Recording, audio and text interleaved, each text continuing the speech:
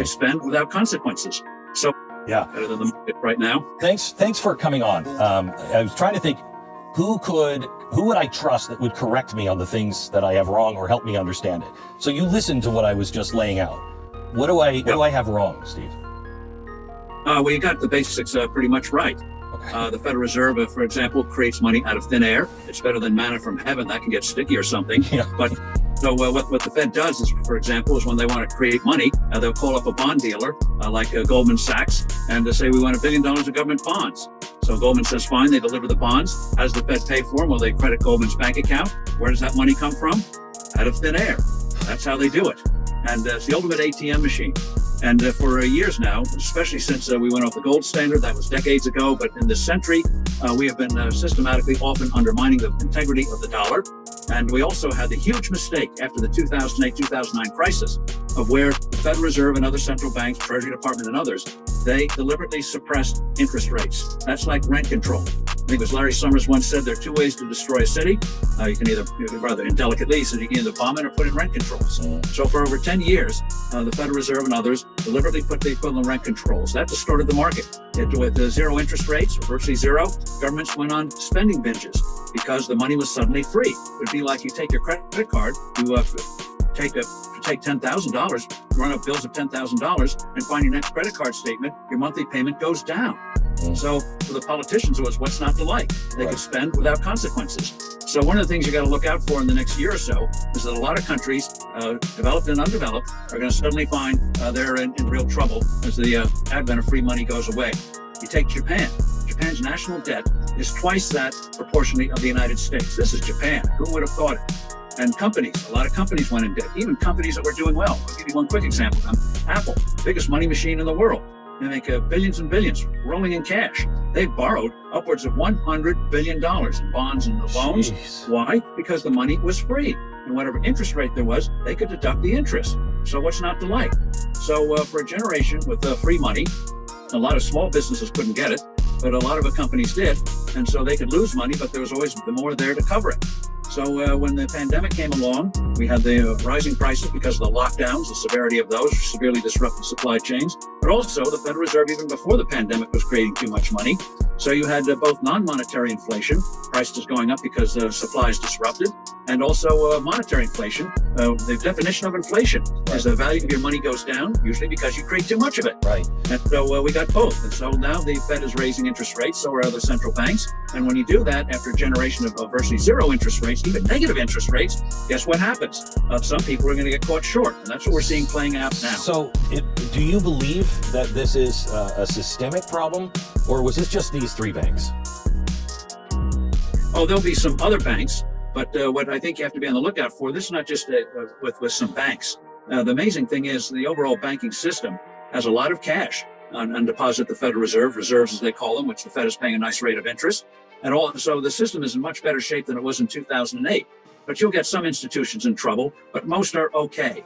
What you have to be on the lookout for is companies, regular companies that are going to be getting in trouble now that the free money spigot is gone. And now with the panic of what's happened in recent days, lending from banks is going to get tougher than ever.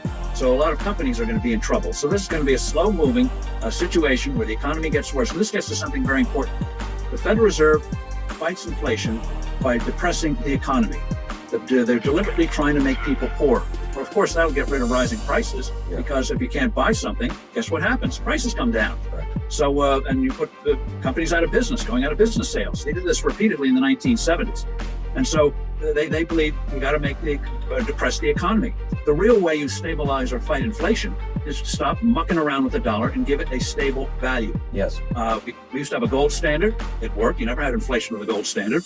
When we got rid of the gold standard, at least in the mid 80s to the late 1990s, you had what you might call a sloppy gold standard. The head of the Federal Reserve, Alan Greenspan, looked at the price of gold, looked at commodity prices. So you had a relatively year of stability. For some reason, they went away from that, leading to the crisis of 2008, 2009. And so we have, it was like what the Fed is doing today, it's like doctors 200 years ago, if you got sick, the doctors would bleed you. Yeah. That, of course, got rid of the pain and suffering because it got rid of the patient. and that's what they're doing here today. So what I worry about more is they're talking about we got to investigate Silicon Valley Bank and all that. Who's going to investigate the FDIC? They could have sold this bank early last week. Thank you. They've done it in the Thank you. sales. Thank you. And the other All right, thing that hang could on be just a second. invested. I got to take a quick break, and we're going to come back with Federal Steve Reserve. Ford. Hang on just a second. I'm sorry. We'll come right back to you. Don't lose that thought. I want to talk to you a little bit about our sponsor, Preborn. I want to hear your opinion on all of these things. So finish your thought from the last. Well, in terms of, let's get to the investigations. Yes. First is the FDIC. That bank could have been rescued.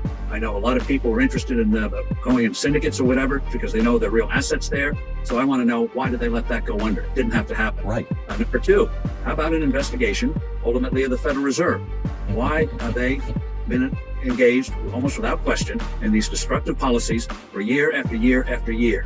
They created the environment for what we're undergoing now, with the connivance of the Treasury Department and others. And the thing is, they may not change overnight, but the questions start to have to be asked. And people have to get over this idea the Fed can guide the economy, that the Fed should be manipulating interest rates instead of the market, lender and borrower, freely doing it on their own. And by the way, as an aside, but sadly it's not going to be an aside, we've got a big battle ahead on digital currencies.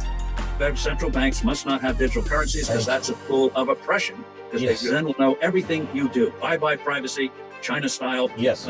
It is the end of freedom if the Fed controls digital currency. It is the end of freedom. All right. So got to stop it. Yes. Okay. So let me ask you. You say we have to ask them questions. I think maybe in 2008 they were just panicked and we got to do what we got to do. I'm maybe giving them too much credit there. I think they were just panicked. They violated all of the rules. But they knew at some point, because Steve, I did, and I'm a former DJ. I'm an alcoholic for the love of Pete, and I can figure this out. You can't do what they've done since 2009. You can't do it. So now maybe they have another idea, and I want to bring this to you. Do you remember Saul Omarosa? She was nominated for the Treasury. Yep. Okay. Yep. She believed that all the other banks should be destroyed, and there should only be one bank. Last week, the argument to save these banks is we're only going to have 4 banks. They're going to collapse all of the little banks. If we don't stop this, we'll only have 4 banks.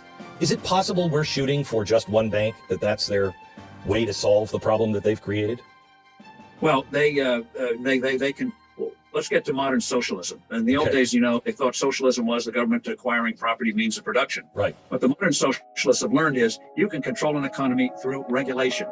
And so you can do it with several companies, several banks who know that their survival depends on the sufferance of bureaucrats. And it's not just big entities. They're going after everything. We have, as you know, kitchen wars coming up over the gas, for crying out loud. Dishwashers, shower head, the whole panoply. That's where I think they push too far, and I think you're starting to see a counter-revolution on that. But in terms of the banking system, they've got their claws in it already, and they're going to, in the name of preventing future disasters, they're going to put even more clause in. Regulation can't prevent people making mistakes, and we saw that after 2008, 2009, massive new regulations, and things can go wrong. The key thing is you have an open system where entrepreneurs can create new things, do things in different ways, and better our lives. And what they're doing now is they're going to put a huge wrench or a huge blockage on being able to finance new entities. One little thing, once upon a time before regulation went berserk, community banks, local banks were the biggest financiers of new enterprises. You went to the bank. Today, with all the rigmarole you have to go through, they'd be very reluctant to touch a startup because they know the regulators will pounce on it. Yeah. And so this great strength of this country, starting new businesses, lost a real source of financing. And one of the things that gets overlooked, what people don't realize, the group in this country that's starting most new businesses is the Hispanic community. Very traditional. You come to this country legally, and you start businesses. Well, the source of capital is going to be dried up as they pile on more and more regs. Do you believe these are some wounds? Do you believe that we can develop a parallel economy? Because the banking system, the insurance system, it's all going the way of the World Economic Forum, which looks very fascistic to me. Everything that Biden is doing looks very fascistic in the traditional sense. State control. What'd you say? It's called state control. Yeah. Statism. Right. Statism. So do you think we have a minute and a half? Can we develop, or can we either heal this or develop a secondary economy?